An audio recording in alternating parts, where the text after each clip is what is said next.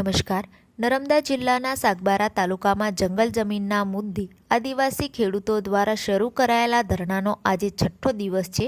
આંદોલનની શરૂઆતથી વાત કરીએ તો ભાજપના લીલાબેન વસાવા ખેડૂતો સાથે શરૂઆતથી જોડાયેલા હતા. ત્યારબાદ સાંસદ મનસુખ વસાવા, નાદોદના ધારાસભ્ય ડોક્ટર દર્શના દેશમુખ તેમજ આગેવાનો ધરણા સ્થળે પહોંચીને ખેડૂતોની માંગણીઓ સરકાર સમક્ષ રજૂ કરવાની વાત કરી હતી. એવામાં હવે આમ આદમી પાર્ટીના ધારાસભ્ય ચૈતર વસાવાની ગેરહાજરીમાં તેમના પત્ની અને જિલ્લા પંચાયતના પ્રમુખ સહિતના આગેવાનો પણ આદિવાસી ખેડૂતોને આંદોલનમાં સમર્થન આપવા પહોંચ્યા છે. તમામ પક્ષોના આગેવાનોની હાજરીમાં આ મુદ્દો હવે ભારે રાજકીય ગરમાવો પકડી રહ્યો છે. તો બીજી બાજુ ખેડૂતોનું કહેવું છે કે જ્યાં સુધી જંગલ જમીનના ખેડાણ અંગે સરકાર તરફથી યોગ્ય ન્યાય અમને ન મળે ત્યાં સુધી અમે અહિંસક ધરણા પ્રદર્શન ચાલુ રાખીશું. ખેડૂતોને સમર્થન આપવા પહોંચેલા ધારાસભ્ય ચૈતર વસાવાની પત્નીએ શું કહ્યું એ સાંભળીએ. હવે છેલ્લા ઘણા દિવસથી તમે અહીંયા બેઠા હતા પણ અમે આવી નથી શક્યા.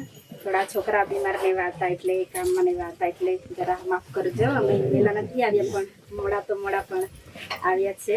જે આ લડત છે આપણે જોયું છે, આપણા ધારાસભ્ય આપણા માટે ઘણી લડત લડે છે.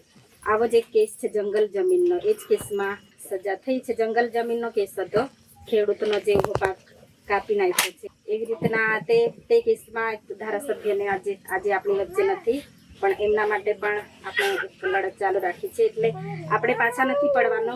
આપણે ખેડૂતો છે, કેમ કે જંગલ જમીનનો પહેલો હક આદિવાસીઓનો ગણાય છે. આદિવાસી આ દેશના મૂળ માલિક છે અને આ જમીન આપણી છે.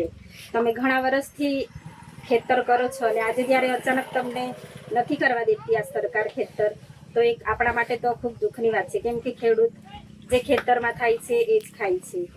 એટલે અનાજ પાણી તો આપણું બધું આ ખેતી કરીએ એમાંથી જ મળે છે. અને આજે જ્યારે આપણને ખેતી કરતા અટકાવવામાં આવ્યા છે અને એ લોકો અહીંયા વૃક્ષારોપણ કરે છે, તો આપણા માટે એક બહુ દુઃખની વાત કહેવાય છે. પરંતુ અમે તમારી સાથે છે.